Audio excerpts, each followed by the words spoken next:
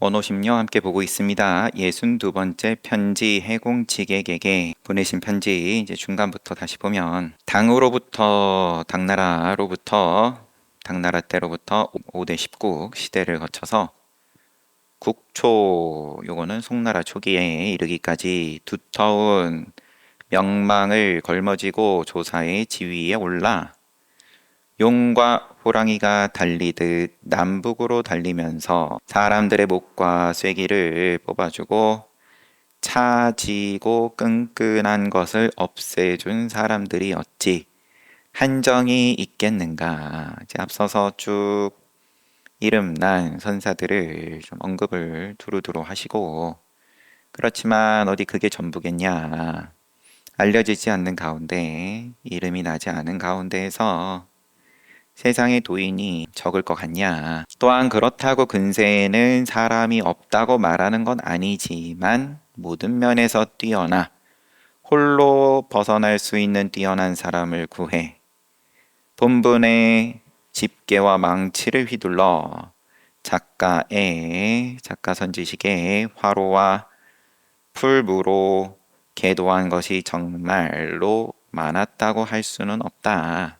그냥 간단하게 오늘날은 이때 당시에 오늘날 원어극근 스님께서 보셨을 때 왜 이렇게 다들 수행 안 하냐. 이는 아마도 스승은 좁은 견문으로 낡은 습관을 그대로 따르고 제자 또한 뿌리가 깊지 못해 단지 쉽게 아는 것만을 도모하면서 마치 악교나 오칠처럼 친밀할 뿐 조종의 위없는 도와 우리 조사문 중에 위없는 도와 무상정등각 안역다라 삼약삼불이 오묘하고 고원한 대기를 거의 끊어지게 만들어 버렸기 때문일 것이다. 스승이고 제자고 간에 쉽게 아는 것만 도모하고 마치 악교와 오칠처럼 친밀할 뿐이다.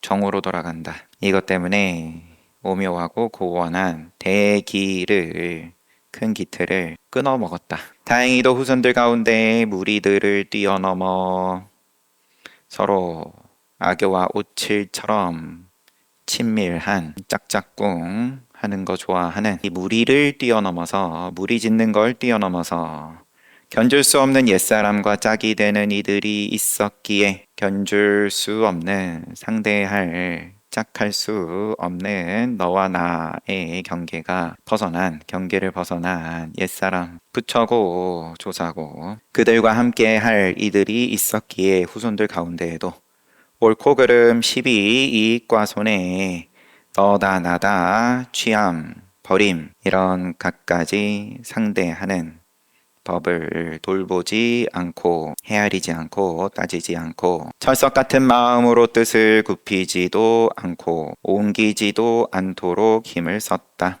또한 힘들게 생활하면서도 괴롭고 고생스러움을 두려워하지 않고 앞을 향해 몸소 참고했다. 오로지 공부의 뜻을 뒀을 것 같으면 물러섬이 없었다. 그래야 옛사람이 남긴 훌륭한 행적을 계승하고 지난 세상의 고상한 가풍을 이어 인간 세상의 밝은 촛불이 되고 어두운 저녁거리의 해와 달이 될 수 있었던 것이다. 어떤 표현일라나요? 개서 스스로 벗어나 봤을 때에야 인간 세상에 이익을 주고 말고 그나마 말이라도 붙일 수 있다. 인간 세상에 밝은 촛불이 되고 어두운 저녁거리의 해와 달이 될 수 있었던 거다. 환하게 밝아서 무엇 하나 밝히지 않는 것이 없는 한낮의 태양까지는 아닐지언정 어두운 저녁거리에 그러면은 촛불은 최소한 할 수 있었다. 이것은 내가 혼자 마음속으로 늘 갈망하는 것이기도 하다. 이제 분심을 내서 분한 마음을 내어서 억울하지도 않냐. 늘 이렇게 살다가 가고 또 새 몸 받아가지고 또 이리저리 얽혀가지고 살다 가는 것을 반복한 것에 대해서 분심을 내어서 발심하려고 도모하였으니 부디 처음부터 끝까지 간절해야 한다. 또한 사람을 죽이고도 눈 하나 깜짝하지 않는 수단을 갖춘 종사를 선지식이 될 것만큼도 정을 붙이지 않고 그러한 수단을 갖추어서 해에서 택해. 이 가르침의 바다에서 선지식 만나서 철저하게 깨닫는 것을 도모해야 한다. 그러면 이것이 어찌 오직 자기에게만 보답하는 것이겠는가? 방소를 뛰어넘는 공간을, 방향을 뛰어넘는다. 본래의 마음뿐만 아니라 불법의 대해에서 한쪽 손을 내미는 것이 된다.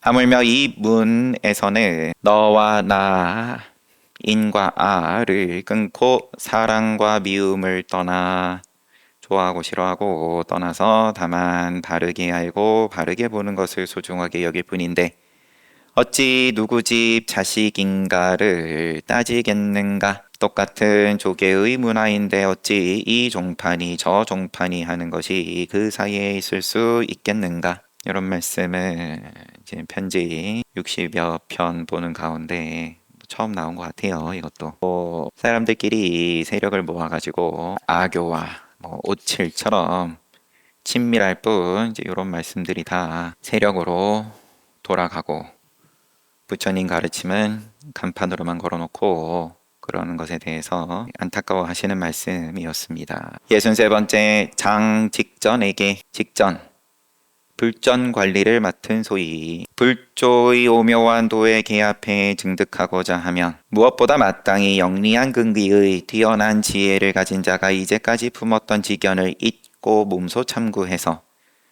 기경에 떨어지지 않고 바로 그 자리에서 뛰어나야 한다.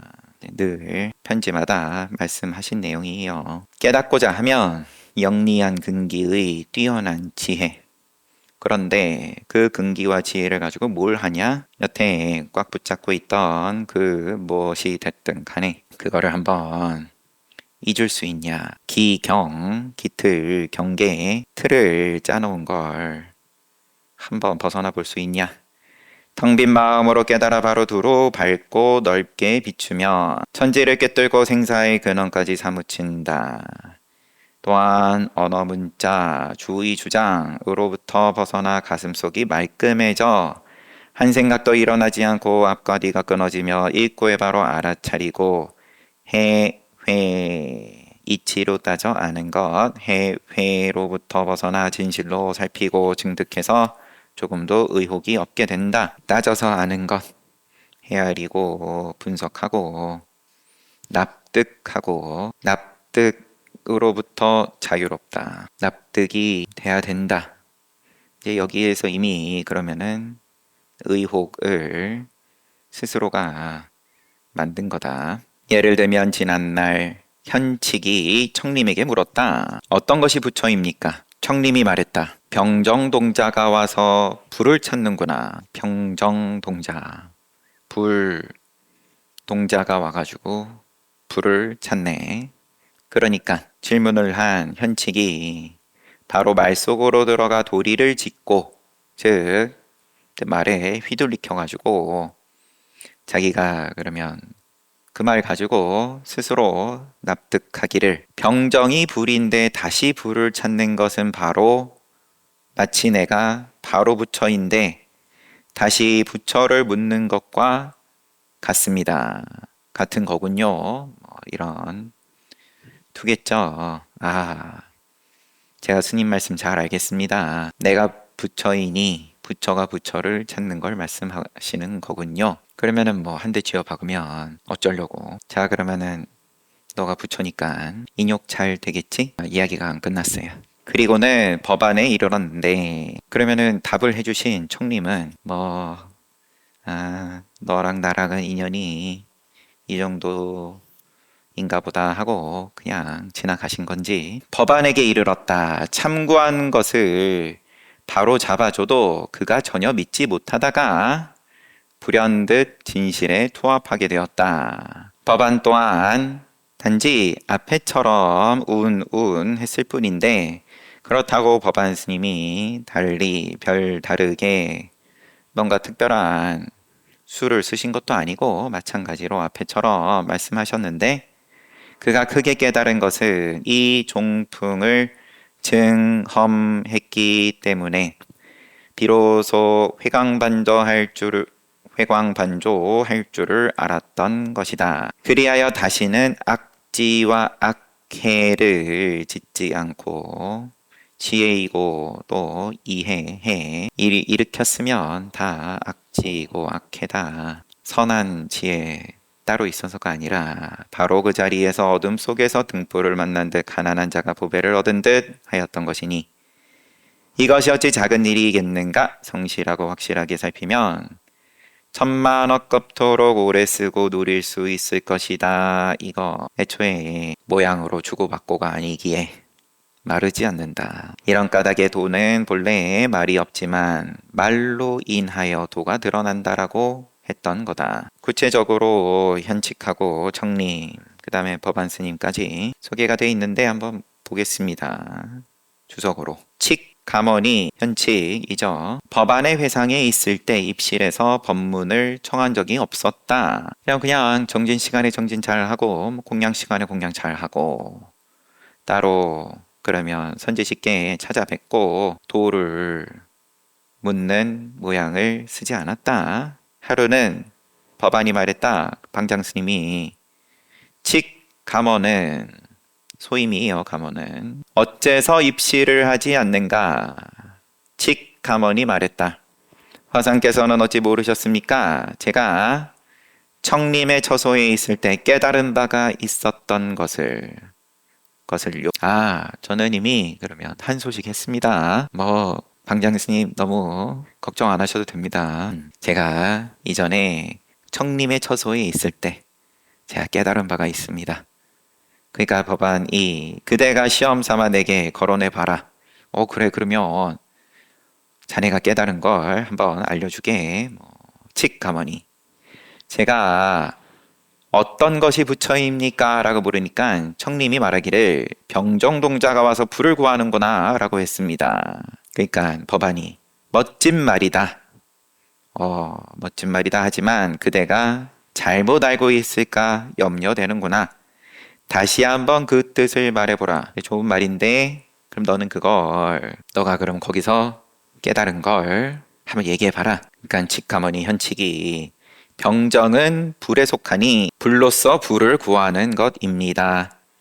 제가 부처인데 다시 어디를 가서 부처를 찾겠습니까? 대답을 하니까 법안이 감언이 과연 잘못 알고 있구나. 너가 그럴 줄 알았지. 칙선사는 여기서 분발하고는 여기서 분심이 났어요. 나 깨달았는데 방장스님이 너 그거 잘못 알았다 해버리니까 홀로 강을 건너갔다. 그냥 떠나버린 건지 그럼 소임도 던져버리고 법안이 이 친구가 만약 돌아온다면 구제할 수 있겠지만 돌아오지 않으면 구제할 수 없을 것이다. 칙가머니 길을 가다가 스스로 곰곰이 헤아려 보았다. 그는 500인 선지식인데 법안 스님 말이겠죠. 500인 어찌 나를 속이겠는가 하고 다시 돌아와 법안을 배웠다. 화내면서 그냥 걸망 싸서 가다가 그래도 돌이 켰어요. 저분이 그럼 선지식이냐 아니냐? 선지식 맞다. 그러면은 나를 속인 거는 아닐 테니 돌아오니까 법안이 말했다. 네가 물어라. 내가 대답해 주겠다. 어떤 것이 부처입니까? 무엇이 부처입니까? 법안이 병정동자가 와서 불을 구하는구나. 똑같이 말씀하셨다. 칙가머니 언하에 대어했다. 똑같이 얘기했는데 현칙에게 도를 묻고 이 말을 들었을 때 하고 그 다음에 지금 법안 스님께 묻고 그리고 또 요 말을 들었을 때 그럼 같은 거냐 다른 거냐 이렇게 헤아리고 따지고 들어가 본들 중요한 거는 자기 배고프고 그러면은 뭐라도 자기 입에 이 접시에 담겼냐 숟가락이 있냐 없냐 요거는 이런 음식이니까 요렇게 먹어야 된다 등등 다 배 안 고픈 사람들끼리 하는 소리고 너가 진짜 배고플 때에는 그럼 어떻게 나올 것 같냐 만약 이 도가 결단코 편지로 돌아왔습니다. 만약 이 도가 결단코 엉구상에 있지 않다는 것을 얻게 되면 뒤에 어떤 엉구가 있더라도 그 밑바닥까지 알고 바로 자유자재하게 된다. 또한 엎어지고 고꾸라져도 실제의 경지를 밟게 되니 반듯하게 그러면 넘어지지 않고 비틀거리지 않고 목표를 향해서 그러면 뭐 왔다 갔다 할 것 없이 직진하는 게 잘하는 거고 엎어지고 꼬꾸라지는 것은 잘 못하는 거고 도가 아니고 악이고 이런 눈으로 여태 살다가 그 공식으로 새 몸도 받고 윤회하고 살아오다가 엎어지고 꼬꾸라져도 실제의 경지다. 말은 쉬운데 이에 말을 따라 지혜를 아르마리를 헤아림을 내지 않으면 마침내 나타나고 사라지고 주고 뺏는 것이 능히 자제하게 되어서 연원과 근본을 궁구하지 못하는 것이 없게 된다. 늘 근본자리다. 벗어난 적이 없다. 몸 따로 있고 작용 따로 있고 이러한 인과법이 아니다. 예로부터 크게 통달한 사람은 이 경지를 거치지 않은 사람이 없었다. 그러므로 절차 탕마하고 단련해야 불도를 닦아 진임을 감당할 수 있게 되는 거다.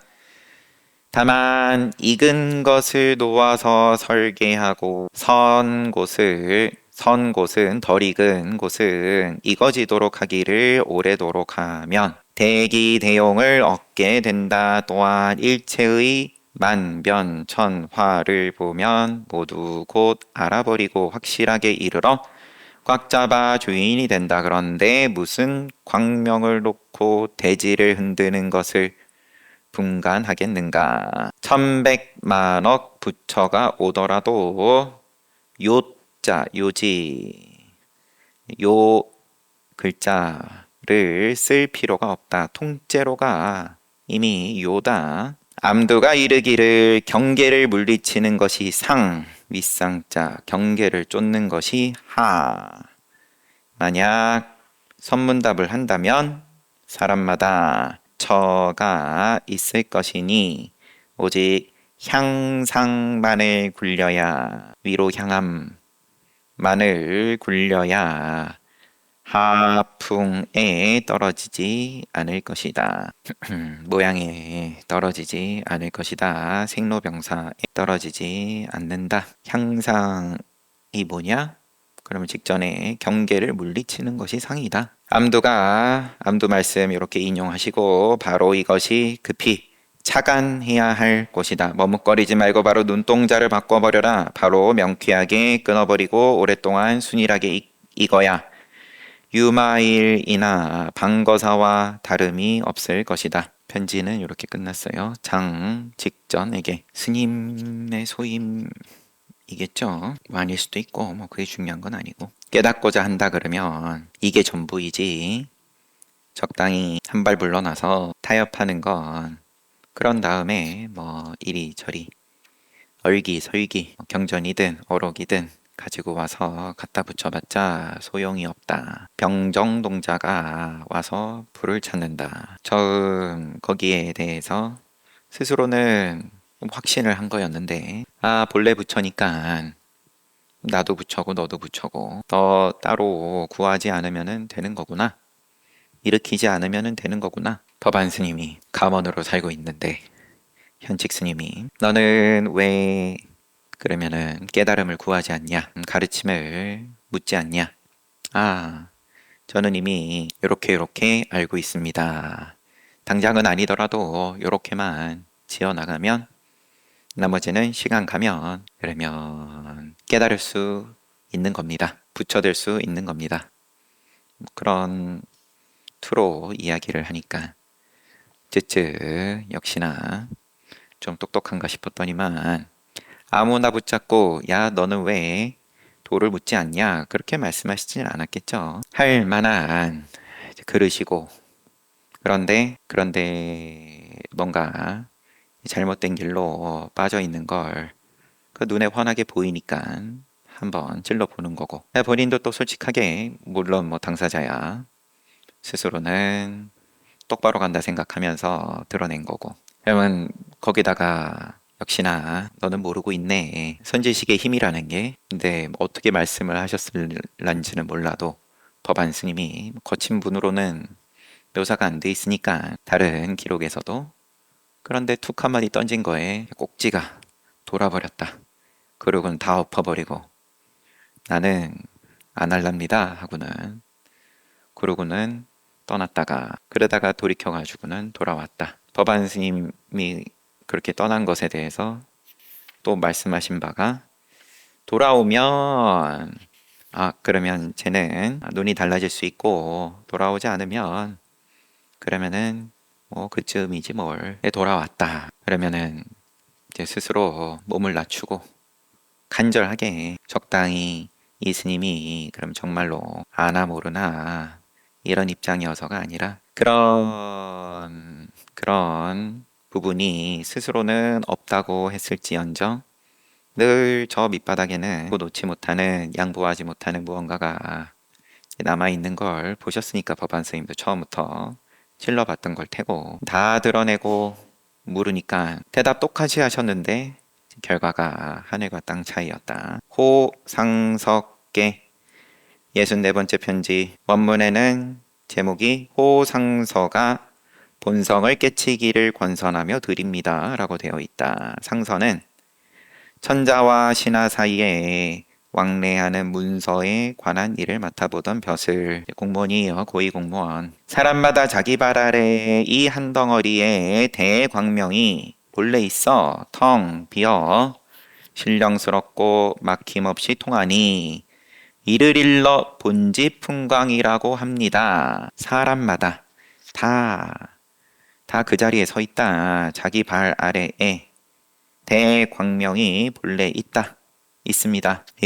이것은 텅 비어 있고 또한 신령스럽고 또한 막힘이 없습니다. 이는 중생과 부처가 본래 갖추고 있는 것이고 중생이고 부처고 할 것 없이 본래 갖추고 있는 것이고 원융해서 끝이 없는 것이며 자기의 마음속에 있는 것이 있으면서 사대와 우주화풍 사대와 색수상행식 주인이 되는 것입니다. 내가 나다라고 삼고 있는 몸이고 감정이고 생각이고 의도 내지는 분별할 것 없이 그것의 주인이 되는 거다.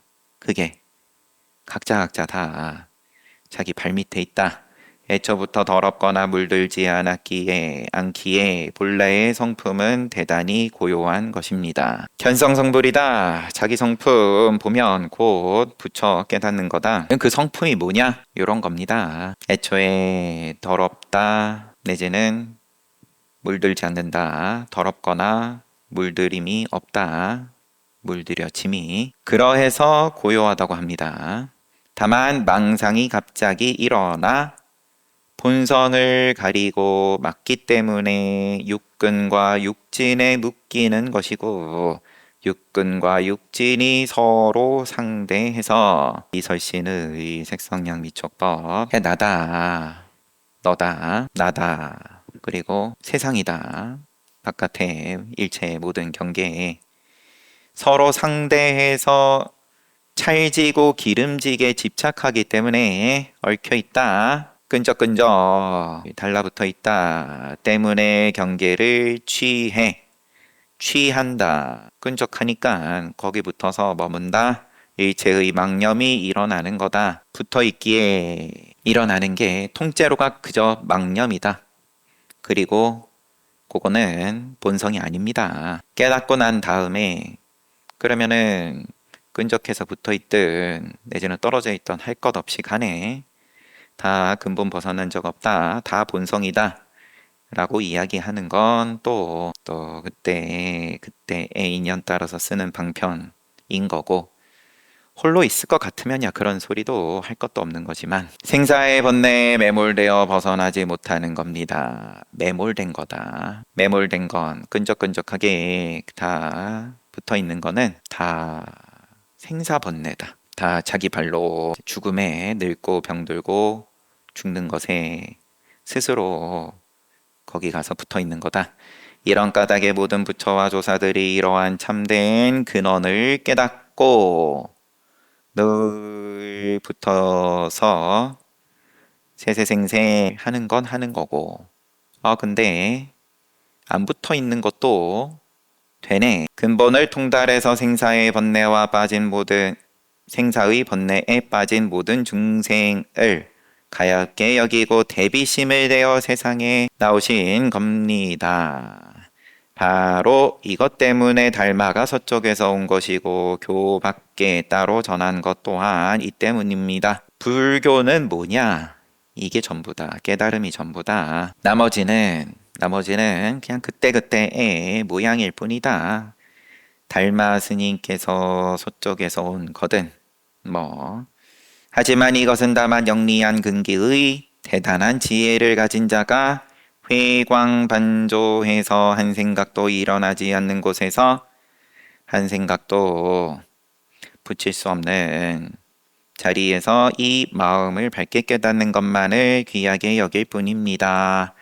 더욱이 이 마음은 능히 일체의 세간과 출세간의 법을 내고 이 마음은 이거 앞에서부터 계속 요거 본성이라고 사람마다 자기 바라엘에 한 덩어리 대광명이 본래 있다. 이 대광명 이 마음을 밝게 깨닫는 것만을 귀하게 여길 뿐입니다. 더욱이 이 마음은 능히 일체의 세간과 출세간법을 내고 오랫동안 마음에 도장을 찍어 홀로 아득하고 활발발하지만 조금이라도 마음이 일어나고 생각이 움직이면 바로 이 본래의 밝음이 어두워지게 됩니다. 그러므로 지금 바로 끊고 쉽게 꿰뚫고자 하면 다만 몸과 마음이 텅 비도록 내려놓아 텅 비어 신령스럽고 고요하게 비춰야 합니다.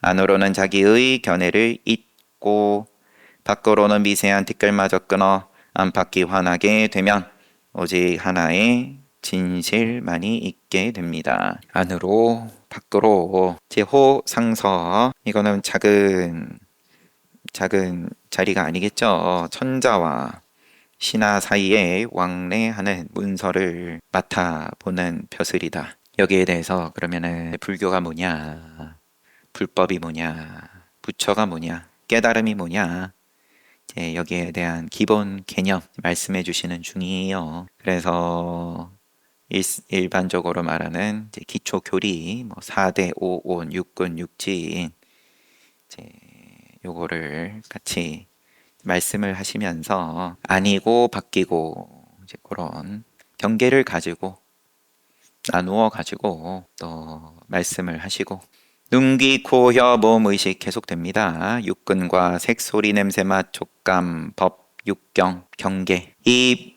모두 그것 내진 이 마음 여기에 의지에 건립되었지만 그것은 저 허다하게 많은 인연을 꿰뚫고 벗어나 뛰어넘을 수 있습니다. 하지만 저 허다하게 많은 인연들도 삼라만상이 애초부터 정해진 상이 없고 오직 이 광명을 의지해 전변할 뿐입니다. 만약 진실로 이 한 조각 마음밭에 이를 수 있으면 바로 하나를 깨치며 일체를 깨치고 하나를 밝히며 일체를 밝히며 행하는 바대로 할 수 있게 되어 걸림이 없다, 장애가 없다.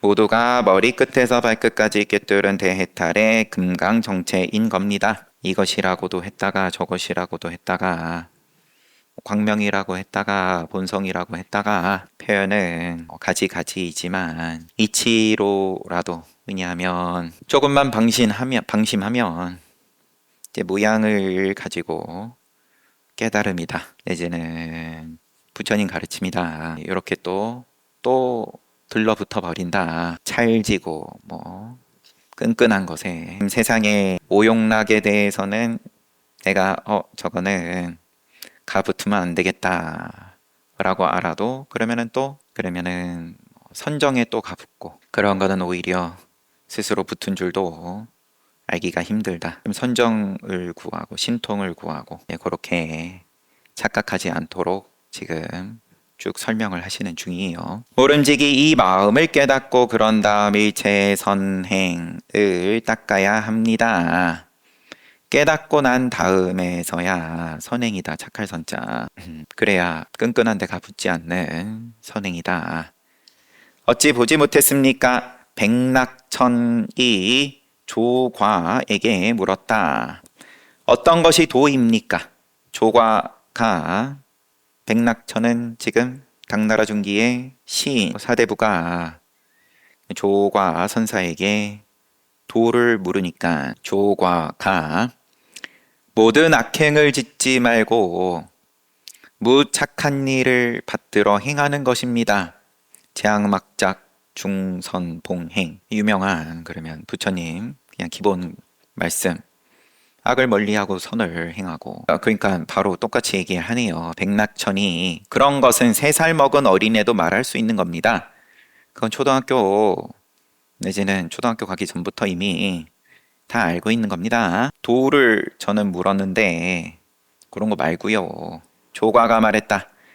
3살 먹은 어린애가 말할 수는 있어도 80 먹은 노인네는 행하지 못할 것이요. 인형은 이렇게 하고 마치시고 그렇기 때문에 마땅히 허물을 살펴서 올바르게 수행해야 하는 것이니 마치 눈과 발이 서로 돕듯 해야 합니다. 눈과 발이 채와 용이 둘이 아니 간극이 없는 그 도리로서 선을 이야기해야 합니다. 아, 맞아. 세상 살아보니까 착하게 살기 힘들더라. 그런 말이 아니다, 지금. 선과 악을 벗어난 입장에서의 일체선을 이야기하는 거지. 동그라미 꽃표를 붙이지 않는 대긍정의 선을 이야기하는 거다. 만약 모든 악행을 짓지 않고 무선을 정성스럽게 닦아 나갈 수만 있다면 단지 5개 또 10선만을 지키는 사람 또한 윤회에 떨어지지 않을 겁니다. 그런 내용을 지금 설명을 하세요. 그저 선, 악, 세상의 윤리 를 이야기하는 거였다면 그러면 5개 살도 음망주 내지는 10선 요것만 잘하면 윤회에서 벗어날 텐데 하물며 어떻게 먼저 오묘하고 밝은 진실한 마음의 견고한 정체를 깨닫고 그런 다음에 힘 닿는 대로 수행하는 것이겠습니까? 말이 잠깐만요. 단지 계율 잘 지키는 사람 또한 윤회에 떨어지지 않았을 거다. 하물며 어떻게 먼저 오묘하고 밝은 진실한 마음의 견고한 정체를 깨닫고 그냥 하물며 불법 깨닫고 그런 다음에 힘 닿는 대로 수행하는 것이겠습니까? 모든 선행을 하면서 일체의 사람들로 하여금 인과에 미혹되지 않도록 해야 합니다. 지옥과 천당의 원인이 모두 자기의 본래 마음으로 이루어진 것임을 알고 인과에 미혹되지 않도록 해야 한다. 인과법은 인과법이고 그걸 꽃표를 쳐서가 아니라 꽃표 치고 깨달음을 얘기를 하는 게 아니라 인과가 전부다라고 착각하게 해서는 안 된다. 인과에 미혹되지 않도록 해야 한다. 거슬러 올라가면 원인은 또 그 원인에 대한 원인이 또 있는 거고 그러면은 쭉 거슬러 올라가면 끝이 없는 건데 그렇지만 그 지옥이고 천당이고 그러면 그 원인이라 그럴 것 같으면 본래의 원인은 뭐냐? 다 그 근본자리다. 마땅히 이 마음을 평등하게 지녀서 선, 악 여기에 대해서 벗어난 입장의 평등함. 나도 없고 너도 없으며 사랑도 없고 미움도 없으며 취할 것도 없고 버림도 없으며 얻을 것도 없고 잃을 것도 없어야 합니다. 점점 길러서 30년, 20년 하다 보면 맞고 동그라미고 거슬리는 꽃표인 경계를 만나더라도 물러나지 않게 될 것입니다. 또한 생사의 경계에 이르러서도 동그라미 꽃표의 극단은 그러면은 나의 죽음을 마주하는 건데 그 경계에 이르러서도 자연히 얽매이지 않고 모든 두려움도 없게 해야 하는데 이른바 이치는 모름지기 단박에 깨달아야 하지만 사는 점차 따끔을 요한다라고 하는 겁니다. 몸을 지니고 사대 오온 지니고 살고 있는 이 입장에서야 왜 이게 그러면은 깨달음이라는 건 간격이 없다고 했는데 왜 이렇게 늘 나는 간격이 있냐? 태양이 하늘에 떠 있으면 제일 그러면 강하게 비추는 때는 정오인데 그런데 왜 오후 1시, 2시 넘어갔을 때가 더 덥냐? 그 시간차가 간격이 왜 있냐? 모양이 있으면 간격은 당연한 거다. 거기에 대해서 조급해할 게 아니라 내버려 두면 된다. 30년, 20년 내버려 두면 자연이 얽매이지 않고 두려움이 없다. 부처를 배우는 무리들 가운데 오직 세간의 지혜와 총명으로 부처와 조사의 말씀 중에 기묘한 억구만 훔쳐서 제멋대로 이야기거리로 삼아 잘난 척하는 경우를 자주 보게 됩니다. 이것은 올바른 견해가 아니니 마땅히 버려야 합니다. 어떤 식으로든 간에 그러면 모양을 집착하는데 신통을 팔아먹는데 그윽한 마음으로 고요히 앉아 인연을 잊고 몸소 참고해서 철저하게 영롱함을 자아내야 합니다. 그러면 값을 매길 수도 없고 다함도 없는 보배가 모양 없는 보배가 마르지 않는 보배가 자기 자신의 창고에서 쏟아져 나오게 되는데 어디에 진실하지 않은 것이 있겠습니까? 모름지기 먼저 본래 면목을 깨닫고 깨달음이 먼저다. 우선이다. 바로 이 마음이 부처 즉심즉불인 그 올바른 정체를 밝게 보아 모든 망령된 인연을 벗어나 얽매이지 않고 맑고 깨끗해져야 합니다. 그런 다음 일체의 무엇 선행을 받들어 행하고 대비심을 일으켜 중생을 이익되게 해야 합니다. 하는 것마다 모두가 평등하고 나도 없고 집착도 없으면 오묘한 지혜가 드러나 본체를 꿰뚫고 통하게 되는데 선행이 어찌 오묘하지 않겠습니까? 그래서 이르기를 인용 단지 힘써 하고자 하는 마음만 있으면 결코 속이지 못할 것이다 라고 했던 겁니다. 깨달음으로 준칙을 삼되 느리거나 더딤을 싫어하지 마십시오. 안녕히 계십시오. 편지가 이렇게 끝났어요. 그래서 이제 사대부에게 불법에 대해서 올바른 이해를 하시라. 세상의 윤리를 잘 갖춰서 도덕적으로 훌륭하게 위인으로 사는 건 존중하지만 그거는 불법이 아닙니다. 그거 말고가 더 근본적인 입장이 있습니다. 그렇게 만들어진 선을 쫓는 건 인과에 미혹됩니다. 끝이 없다. 거슬러 올라가면 원인은 돌고 끝이 없는 거고 하지만 그 바탕은 그 인과가 일체의 모든 모양이 펼쳐져 있는 그 근본 바탕 지옥과 천당의 원인이 모두 자기의 본래 마음으로 이루어진 것임을 먼저 깨닫고 그런 다음에 행하는 선이 오묘한 선행이다. 권선입니다. 그러니까 직접 깨달아 보세요. 노골적으로 얘기하자면 당신은 지금 그러면 헛짓을 하는 겁니다. 깨닫지 못하고 추구하는 그 인과법으로야 그러면 복이 쌓이고 천상에 나고 5계 그리고 10선 열심히 하시는 거는 참 존중하고 다부처님 경전에 있는 거 제가 이렇게 열심히 하고 있습니다. 앞서 편지를 그렇게 보내왔을지 뭐 내지는 행간에 그런 거를 또 원호 스님께서 보셨을지 모를 일이지만 부처를 배우는 무리들이 부처와 조사의 말씀 중에 기묘한 억구를 끌고 와가지고 그럴싸하게 말이 되게끔 그러면 그 간격에 대해서 뭐 이리저리 얼기설기 끼워 맞춰가지고 근데 말이 된다 싶으니까 또 세력이 모이는 거고 절대로 그런데 휩쓸리면은 안 됩니다. 그런 편지였습니다. 그러니까 늘 조심해야 된다.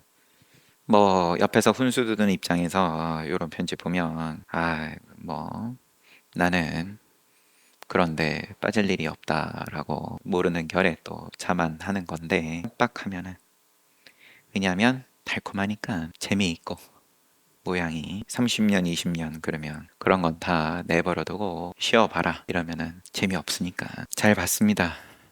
오늘 일요일인데 또 대중들 많이 오셔가지고 다음 주는 일요일에 큰 스님 모시고 큰 법회를 가질 텐데 지금 그러면 우리가 보고 있는 원호극근 선사께서 말씀하신 깨달음에 대해서 또 큰 스님께서 또 직접 말씀하시는 바를 여러분들 그리고 또 주변에 한번 직접 구경이라도 해봐라.